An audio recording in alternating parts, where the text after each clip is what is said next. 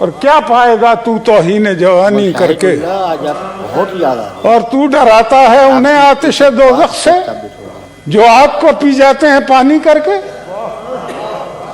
अब मुझे अच्छा नहीं लगता इकबाल के पोते की तस्हीह करना,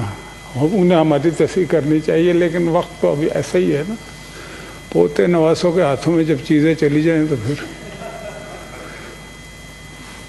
पीटीआई के किए वो, उनको तो कोई हक ही नहीं पहुंचता। उनको क्या हक पहुंचता है कि मादर मिल्लत क्या, और ये तो पैदा ही नहीं हुए थे ना, ये पार्टी थी ऐसे 22 साल करते हैं, 22 साल में 22 बंदों ने, उनमें से किसी ने जेल नहीं काटी, अल्लाह जाने कौन से 22 साल, एक दिन की जेल नहीं काटी जी। हमने 22 साल जद्दोजहद की, कौन सी जद्दोजहद की भाई?